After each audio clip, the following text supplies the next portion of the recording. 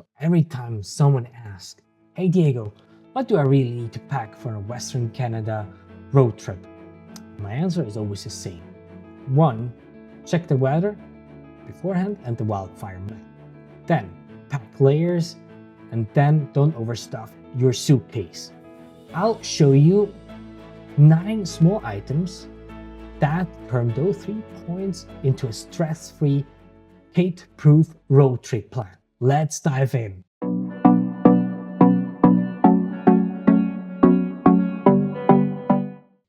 So let's start and let me check the list. So the first point on the list I have here is pick your traveler type first. So you need to define for yourself what type of traveler are you. Do you prefer to travel light, just with a carry-on luggage and a backpack? Do you prefer to travel mid-light, that you bring all your stuff, but you won't have anything or any space left for additional souvenirs or things you want to bring back? Or are you a heavy traveler where every person in your travel group will travel with a big luggage, carry-on, backpack, so that you still have plenty of space available for some souvenirs? So first thing you need to define for yourself, but still, if you're a heavy traveler, you can still pack smartly and save yourself a lot of weight, time, and space. Then what you need when you go to Canada is to have a real-time weather and hazard check kit.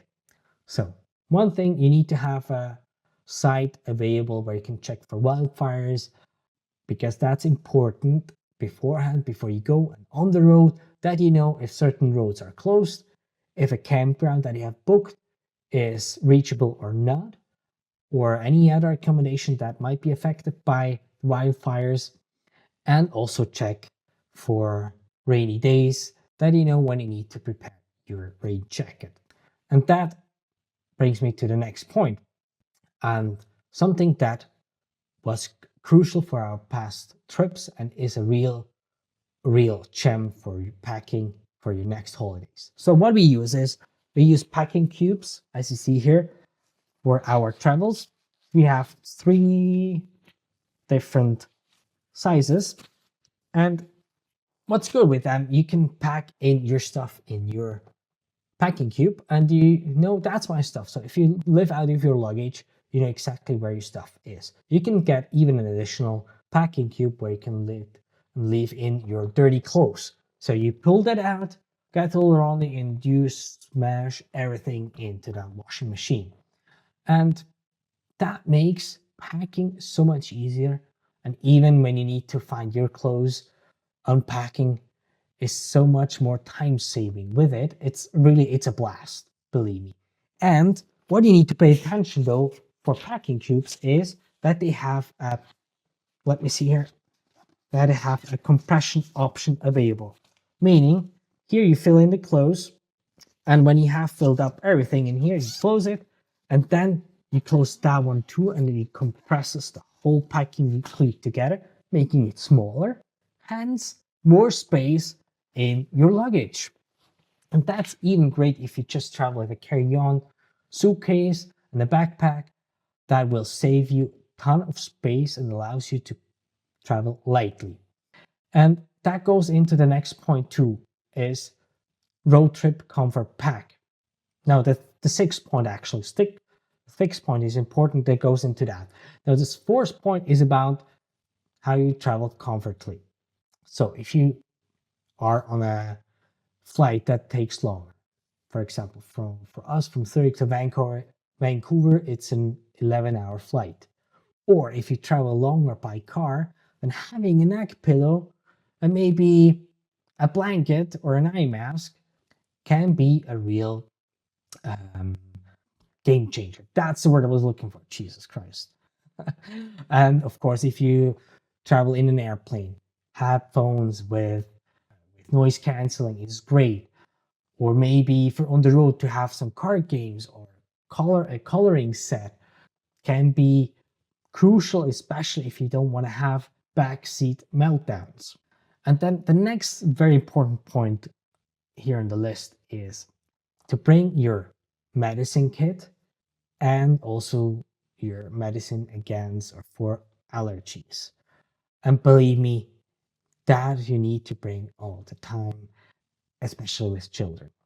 Once we have been in holidays and my oldest daughter got sick, and we would have had the medicine with us, we would have been able to treat her right away.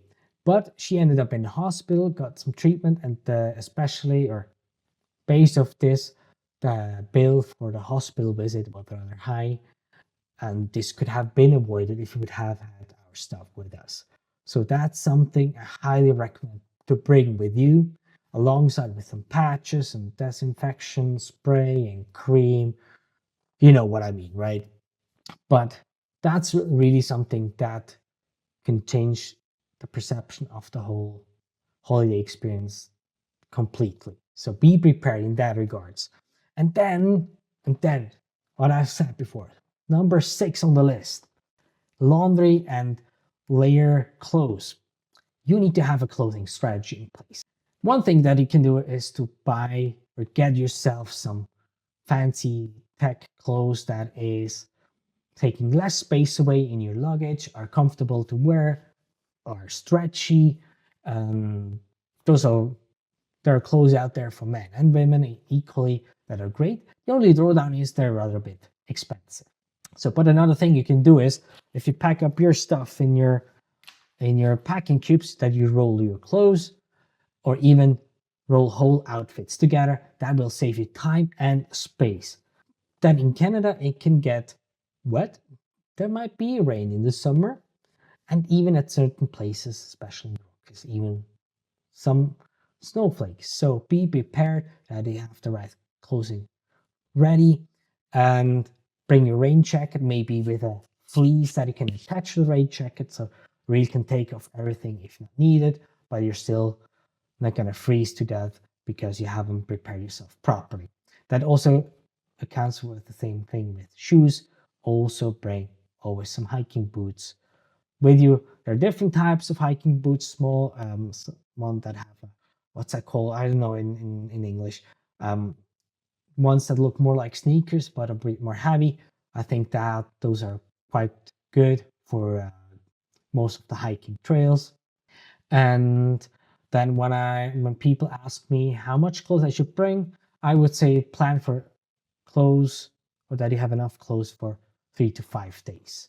Around 3 days, I think, is the sweet spot, especially when I think back, we wash our clothes in a 2 to 3 day um, routine. And then, next thing on the list, of course, you want to take pictures of these great landscapes. So you might want to bring an action cam, maybe, let me take it shortly over here, your gimbal, and maybe your mirrorless camera, and then you have your phone with you, and bring all that stuff. Then you might need to make sure that you have enough batteries available, that you have power bank with you, that you have some essentials for the action cam or for the gimbal, stick available. Maybe you need to bring your SD cards or SSD disks. So that, make sure that you have everything ready beforehand, available, and bring that stuff. Also here, you might think of a bit more minimalistic. Just bring your action cam. For most cases, it's more than enough. And there's also more compact cameras around that will help you shoot great photos and videos too. So you might think of how you can optimize this as well. And then 8th point on the list, hygiene articles. What I prefer, or what I advise, is to bring only the necessary stuff with you. For example, to have a tiny showering gel and toothpaste and the travel toothbrusher. And the same goes for the stuff for the children. And only bring hygiene articles or essentials that you won't get otherwise in Canada. Most of the things like a deodorant or creams, most of the creams though, and washing or showering gels and toothpaste and all that stuff, that you will get easily in Canada too. So here you can really save on the space you use up, and maybe it's even cheaper than it is cheaper than in Switzerland. So you even save a bit of money here too. So this way you can save yourself a lot of stress, just make sure beforehand that you know where you can buy this stuff close to your first place or first stay on your day, that you don't get in a hurry or stress when you need to organize these things. And last but not least, what is crucial in Canada, especially if you are on the road with an RV, or if you want to plan to sleep at or in cabins or at special resorts, that you have a bug spray with you. There are great bug sprays available at supermarkets or even at outdoor shops. And one thing that I buy from now on each single time is to have a bear spray with me, especially if you plan to go on hikes. And those sprays usually get at outdoor shops too. So if you travel with an RV, so now I can say God riddance. If you travel with an RV, you might think of getting even a gas grill, especially if there are some wildfires. If there's not a wildfire ban, if there's a fire ban due to wildfires, that you can still make your steak on your grill. So buy yourself a grill, and then you need a small gas bottle. These things you will get at outdoor shops too. So all in one place. And believe me, it's worth every penny, even if it is only for 2 weeks.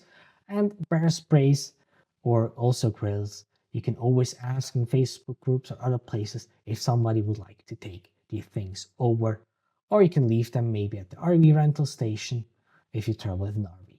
So those are my 9 unsung heroes for a stress-free Canadian road trip.